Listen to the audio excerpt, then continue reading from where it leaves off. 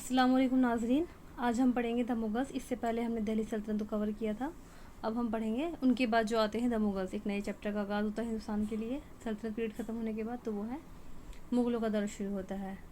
तो मुग़ल पीरियड जो शुरू होता है वो 1526 से। इस डेट को याद रखने का तरीका एकदम आसान ये है कि इसी 1526 को ही जो है बाबर हिंदुस्तान आया था। 1526 में ही पानीपत की जंग हुई थी पहली, और उसके बाद 1526 में ही ये मुग़ल का इस्टेब्लिशमेंट हो गया। हर किसी की जो किसी न किसी का जो एंड होता है वो किसी न किसी की शुरुआत होती है।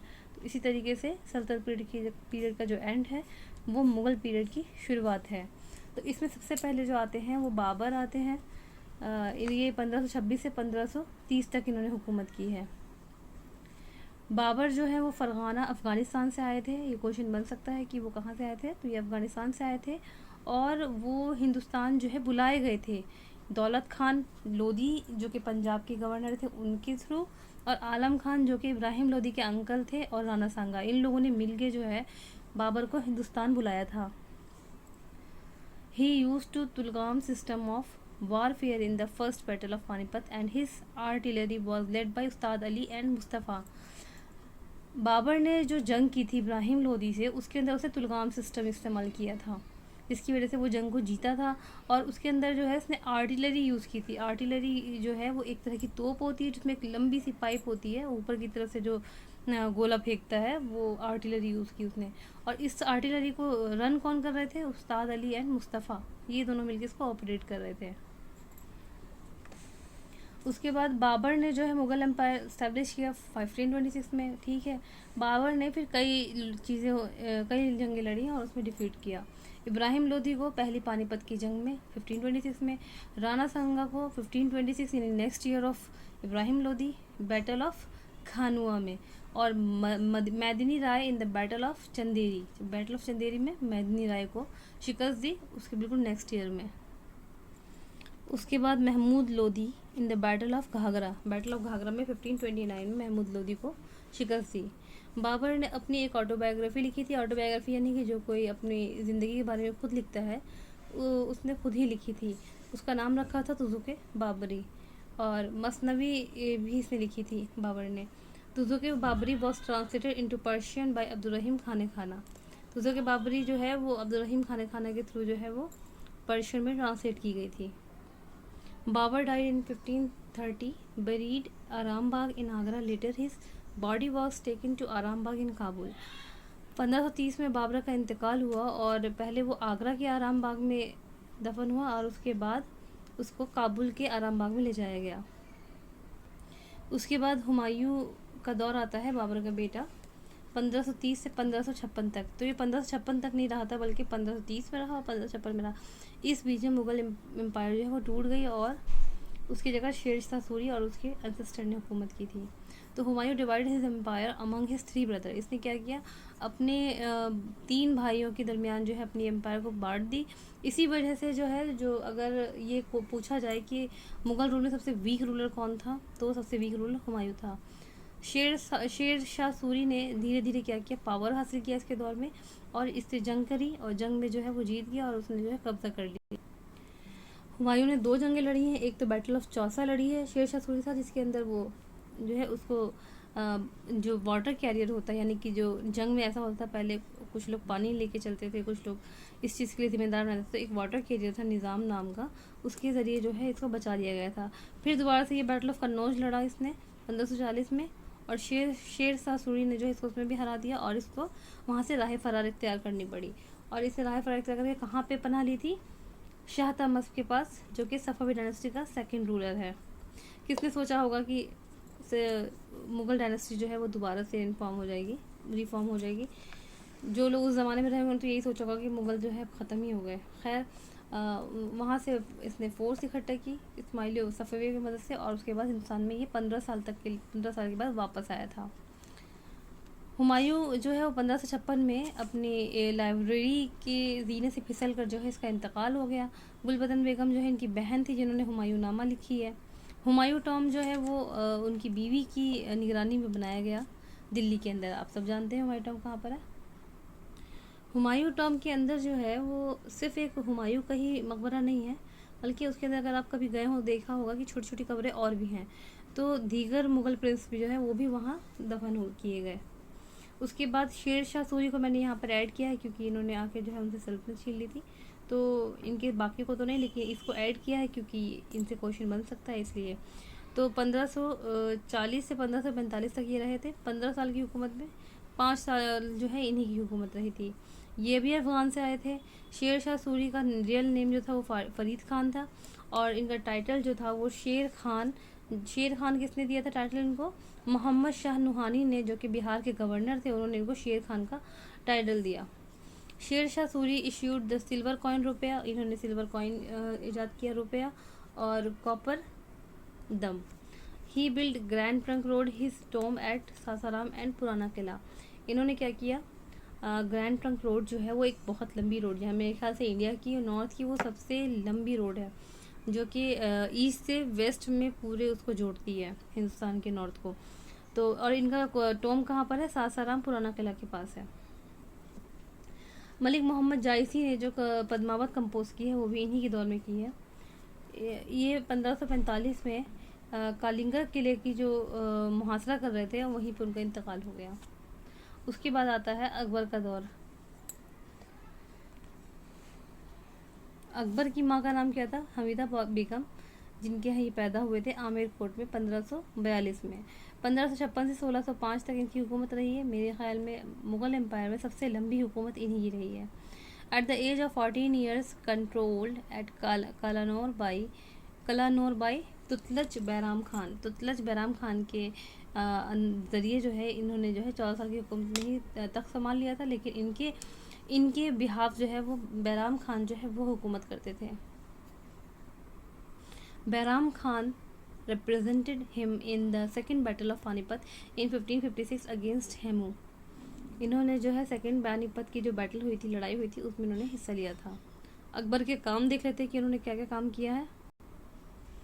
इन्होंने अबॉलिश पिलग्रिम टैक्स, यानी कि जो टैक्स हज करने पर लगता था उसको ख़त्म किया, यानी कि जिजिया को। और उसके बाद सती सिस्टम को भी इन्होंने ख़त्म कर दिया। इन्होंने दीन इलाही का इजाद किया 1582 में, और दीन इलाही को इनकी कोर्ट में से बीरबल, फैज़ी एंड अबुल फजल ने इख्तियार किया था। इन्होंने मनसबदारी सिस्टम जो है वो टोडरमल के ज़रिए जो है इंट्रोड्यूस कराया था। और ज़ब्ती सिस्टम, कौन सा सिस्टम? मनसबदारी सिस्टम और zabti system. Birbal was the only Hindu follower of Din Ilahi religion. Birbal कौन थे? वो सिर्फ अकेले हिंदू थे जिन्होंने दीन इलाही को ज्वाइन किया था। अकबर वॉज बिल्ड बुलंद दरवाज़ा और Fatehpur Sikri to commemorate his conquest of Gujarat. Gujarat की फतह के बाद अकबर ने फतेहपुर सीकरी में बुलंद दरवाज़ा बनवाया। अच्छा, दो लोगों ने बुलंद दरवाज़ा बनाया, वो दरवाज़ा ही बनाया है गुजरात की ही फतेह के बाद इत्तेफाक से। अकबर ने गुजरात की फतेह के बाद बुलंद दरवाज़ा बनाया, और अलाउद्दीन ने गुजरात की फतेह के बाद अलाई दरवाज़ा बनाया दिल्ली में। There were 9 gems in the court of Akbar. Akbar के दरबार के 9 रत्न बहुत ज़्यादा मशहूर हैं। नंबर 1 बीरबल, जिनका नाम महेश था, ये फॉरेन मिनिस्टर थे क्योंकि इनको कई ज़बानें बोलना आती थी। टोडरमल, ये फाइनेंस मिनिस्टर थे और अकबर इनसे जो है फाइनेंशियली एडवाइस लिया करता था। तानसेन, ये कल्चरल मिनिस्टर हैं और सिंगर हैं, यानी कि जो एक संस्कृति को बाकी रखने के लिए जो चीज़ें की जाती हैं उसके लिए इनको अपॉइंट कर रखा था। अब्दुल रहीम खान, ये डिफेंस मिनिस्टर हैं। मुल्ला दो प्याजा, होम मिनिस्टर। हकीम हुक्काम, जिनको फ़ाकिर के नाम से भी जानते थे, जितने भी रिलीजियस अफेयर्स थे वो इन्हीं के हाथ में थे। अबुल फजल, ये ग्रैंड वजीर थे और प्राइम मिनिस्टर भी थे। फैज़ी एजुकेशन मिनिस्टर थे। मान सिंह चीफ ऑफ स्टाफ थे। ये 9 जेम्स हैं और इनके ये पोस्ट्स हैं। एक दफ़ा जो है वो टोडरमल के बारे में पूछा गया कि उनकी पोस्ट क्या थी, हो सकता है एक दफ़ा किसी और की पूछ ले। Akbar was the first ruler to organise hajj pilgrim at the expense of the state. इससे पहले क्या होता था कि हज अपने एक्सपेंस पे जाते थे, लेकिन अकबर ने क्या किया उसके दौर में, अगर कोई हज पर जाएगा तो उसका खर्चा सरकार उठाएगी। इसके बाद जहांगीर आते हैं। 1605 से 1627 तक इनकी हुकूमत रही है। जहांगीर ने अपने हुकूमत में आने के बाद 1611 में मैरिड टू मेहरुनिसा नामी औरत से, जिसको का लक़ब जो है नूरजहाँ के नाम से हम सब जानते हैं, उनसे शादी की। द विडो ऑफ शेर अफगानी, ये कौन थी? एक विधवा थी शेर अफगानी की। He laid a number of garden like Shalimar and Nishat Bagh in Kashmir and chain of justice outside his palace in Agra. इन्होंने क्या किया, शालीमार बाग बनवाया, निशात बाग बनवाया, और चेन ऑफ जस्टिस इनके जो है महल के बाहर एक चीज़ थी उसको बनवाया था। Jahangir is known for painting lover, Mughal painting reached it's climax. Jahangir जो है वो बहुत ज़्यादा दिलदादा थे पेंटिंग के, और पेंटिंग को बहुत सराहते थे, और इनके दौर में तरह तरह की पेंटिंग्स बाहर से लाई गई, यहाँ पे लगाई गई, और इन्होंने बहुत सारी पेंटिंग्स बनवाई। Mansur was a great painter of birds in the reign of Jahangir. तो ये क्वेश्चन बन सकता है कि जहांगीर के दौर का मशहूर तस्वीरकार कौन था, तो वो चिड़ियों का तस्वीरकार, वो बर्ड्स था, वो मंसूर था। इसके बाद बात करें captain Hawking and sir Thomas, ये दोनों ब्रिटिशर्स थे। इन्होंने क्या किया, इनकी दरबार में, इसी की हुकूमत में जो है विज़िट किया इनके दरबार को, और जहांगीर ने इनको परमिशन दे दी सूरत में अपनी फैक्ट्री लगाने की। जहांगीर असिसिनेटेड द 5th सिख गुरु अर्जुन देव। इन्होंने क्या किया, 5th सिख गुरु अर्जुन देव को जो है शहीद कर दिया, कत्ल कर दिया।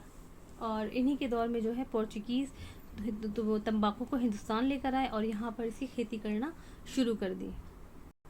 इसके बाद आते हैं शाहजहाँ, जिनका हुकूमती दौर है 1628 से 1658। शाहजहाँ, इनका असली नाम खुर्रम था। इनके 4 बेटे थे, Dara, Shuja, Aurangzeb and Murad. Shahjahan build the Taj Mahal Agra. Shahjahan का जो है इसने जो है इसका मशहूर कारनामा ये है कि इसने आगरा में ताजमहल बनवाया, red fort and Jama Masjid Delhi में रेड फोर्ट और जामा मस्जिद बनवाई, और पीकॉक थ्रोन को इन्होंने ही बनाया था। ताजमहल आर्किटेक्चर वॉज उस्ताद ईसा। ये वाला क्वेश्चन हमारे पेपर में आ चुका है कि ताजमहल का जो आर्किटेक्ट था वो कौन था, उसका नाम उस्ताद ईसा था। It took 22 years to complete, और 22 साल जो है कम्प्लीट हुए थे ताजमहल को बनने में। His reign is considered as the golden age of architecture of the Mughal empire. Mughal empire का गोल्डन एज आर्किटेक्चर कौन सा है, शाहजहाँ का है। फ्रेंचमैन यानी कि फ्रांसी शख्स बर्नियर एंड टवर्नियर, और इटालियन मनुच्ची, इसी दौर में इन्होंने जो है हिंदुस्तान को विजिट किया था। उसके बाद आते हैं औरंगज़ेब, 1658 से 1707 तक इनका दौर हुकूमत रहा है। और इन्होंने जो है क्या किया, अपने बड़े भाई दारा शिकोह को डिफीट किया, यानी कि उनकी वो प्रिंस वो किंग बनते, लेकिन क्या है इन्होंने जंग की और जंग में अपने भाई को जो है हरा दिया। ये वही दारा शिकोह है जिन्होंने सिर अकबर लिखी है। और उसके बाद जब ये हार गए तो इनको जो है औरंगज़ेब राजा बने, और दारा शिकोह को जो है पादशाह ज़्यादा बुज़ुर्ग मर्तबा का लक़ब दिया, यानी कि प्रिंस ऑफ हाई रैंक। ये इस मर्तबे फायज हो गए महल के अंदर। औरंगज़ेब कॉल्ड हिमसेल्फ जिंदा पीर और दरवेश। औरंगज़ेब ने खुद को क्या बोला, जिंदा पीर या दरवेश। The Maratha power under Shivaji emerge. Aurangzeb के दौर में ही जो मराठा थे वो फिर से पावरफुल होने लगे थे, और वो शिवाजी जो एक बहुत मशहूर मराठी है उसके अंडर में एक दूसरे के वो इकट्ठा होकर ज़्यादा पावरफुल होने लगे थे। औरंगज़ेब के काम देख लेते हैं क्या है। जजिया इन्होंने फिर से रीइम्पोज किया, जिसको कि पीछे के मुग़ल हुक्मरानों ने हटा दिया था। 1679 में जजिया फिर से लगाया। Jharokha Darshan was banned which is started by Akbar. Jharokha Darshan को इन्होंने बैन किया, और झरोका दर्शन जो है वो स्टार्ट किसके ज़रिए हुआ था, अकबर के थ्रू हुआ था। इन्होंने कलिमा को कॉइन्स के ऊपर लिखना जो है वो मना किया, और सजी सिस्टम के भी खिलाफ खड़े हुए। औरंगज़ेब का एक और काम जिसकी वजह से ये गैर मकबूल है हिंदुस्तान में लोगों के दरमियान, आवाम के दरमियान, वो है तेज बहादुर का जो है असेसिनेशन है जो इन्होंने किया था औरंगज़ेब ने। उसके बाद चिनकिलिज खान एक मिलिट्री कमांडर थे जो कि मुग़ल के बहुत ही वफ़ादार थे, और औरंगज़ेब के दौर में भी ये रहे हैं। औरंगज़ेब के दौर में जो है ये लॉयल जनरल मिलिट्री कमांडर ये औरंगज़ेब के दौर में थे, और वैसे ये एक जनरल थे, और ये पूरे मुग़ल एम्पायर के जब तक इन्होंने खिदमत की है ये बहुत ज़्यादा इनके लॉयल रहे। उसके बाद औरंगज़ेब के बाद जो है वो मुग़ल सल्तनत कमज़ोर पड़ जाती है। 1758 तक कई बादशाह ऊपर चढ़ते हैं उतरते हैं, तो इसलिए जो है इसके बाद इनका मैंने एक साथ ही जिक्र कर दिया है। सबसे पहले आते हैं बहादुर शाह, 1707 से 1712 तक। इन्होंने अपना टाइटल शाह आलम फर्स्ट रखा, और ये शाह बेखबर के नाम से भी जाने जाते हैं। ये शायरी करते थे, उसमें शाह बेखबर रखते थे। He made peace with Guru Gobind Singh. इन्होंने जो है गुरु गोबिंद यानी सिखों के जो गुरु थे उनके साथ पीस बनाया ताकि जो है माहौल ख़राब ना हो, और इन्होंने शाहू को रिलीज़ कर दिया। और इन्होंने क्या किया, इन्होंने सरदेशमुखी दे दी मराठाओं को। उसके बाद दूसरे आते हैं जहांदार शाह, 1712 से 1713 तक। ये जो है पहले मुग़ल पपेट एम्पायर हैं जो कि सिर्फ 1 साल तक रहे थे। जहांदार शाह पहले मुग़ल एम्पायर पपेट है जो कि सिर्फ 1 साल तक के लिए रहे। उसके बाद फ़र्रुख सियर जो कि 1713 से 1719 तक रहे। ये जो है ये किस तरीके से गद्दी पर बैठे या राजा बने, किंग मेकर के थ्रू। और उसके बाद किंग मेकर कौन थे? सैयद ब्रदर्स थे। इनको किंग मेकर इसलिए कहा जाता है क्योंकि ये किंग तो नहीं थे, पर अगला राजा कौन बनेगा इसकी डिसाइड ये बहुत करते थे, तो इसलिए इन्हें किंग मेकर कहा गया है, यानी सैयद ब्रदर्स। तो 1713 1719 तक ये रहे और ये भी इनको भी किंग मेकर ने ही राजा बनाया था, फ़र्रुख सियर को। और फिर बाद में इनको किंग ब्रदर्स ने ही मर्डर कर दिया। He gave tax free trade permission to British. इन्होंने क्या किया? टैक्स फ्री ट्रेड करने की परमिशन दे दी। इसके बाद आते हैं मोहम्मद शाह, जिन्होंने अपना टाइटल रंगीला रखा, 1719 1738 तक रहे। Nadir Shah defeated in the battle of Karnal. Battle of Karnal में नादिर शाह ने मोहम्मद शाह रंगीला को शिकस्त दी और पीकॉक थ्रोन और कोहिनूर डायमंड जो है वो यहाँ से उठाकर ले गया। इसी दौर में मुर्शिद कुली खान ने बंगाल की सिटी बनाई और बंगाल स्टेट बनाया। Sadat Khan founded Awadh in his rain, और सादात खान ने अवध बनाया। अहमद शाह 1748 1754 सफदरजंग नवाब ऑफ अवध, यानी कि अहमद शाह का दौर आता है उसके बाद 1748 से 1754 तक। और सफदरजंग जो थे उस टाइम पे नवाब ऑफ अवध थे, अवध के नवाब थे और prime minister of the empire, empire के प्राइम मिनिस्टर थे और नवाब के अवध थे। ये जो मिनिस्टर्स होते थे इनके अंडर में एक एक जो है गवर्नरी दी जाती थी। शाह आलम दो आते हैं इसके बाद। इन्होंने क्या किया? मीर कासिम ऑफ बंगाल और शुजाउद्दौला ऑफ अवध, इनके साथ जो है बैटल ऑफ बक्सर में जो है साथ दिया इनका ब्रिटिश के खिलाफ, और ये तीनों ही क्या हो गए? हार गए। शाह आलम दोम, शुजाउद्दौला और एक और नाम इनका है मीर कासिम, ये तीनों ही जो है इस जंग में हार गए ब्रिटिश के थ्रू। अकबर दोम 1806 से 1837, ये मुग़ल सल्तनत के 19वें रूलर हैं और इन्होंने क्या किया? राम मोहन राजा को टाइटल दिया। बहादुर शाह जफ़र, ये आखिरी रूलर हैं मुग़ल सल्तनत के, जो कि 1837 से 1857 तक रहे। जीनत महल वॉज हर वाइफ, जीनत महल उनकी वाइफ थी। ही वॉज अ पोएट, वो कौन थे? शायर थे, और उन्होंने कुल्लियत ज़फ़र के नाम से जो है उनका मजमुआ भी है, और जिसमें कि उनके पोएम्स और गज़ल्स जो है महफूज है उनके अंदर। बहुत सारी उनकी पोएम्स जो है वो हादसे ज़माना का शिकार भी हो गई, लेकिन बहुत सारी सर्वाइव भी कर गई हैं। Lord Canning decided that Bahadur Shah Zafar would be the last Mughal king. Lord Canning ने क्या किया? ये डिसाइड कर लिया कि अब बहादुर शाह जफ़र जो है ये आखिरी रूलर बनेंगे, इनके बाद अब कोई राजा नहीं बनेगा। ही वॉज डिपोर्टेड, यानी कि बहादुर शाह जफ़र को रंगून, यानी कि प्रेजेंट डे नेम यंगून कहाँ पर है? बर्मा के अंदर है, यहाँ भेज दिया, जहाँ पे इनको 1862 में जो है मार दिया गया।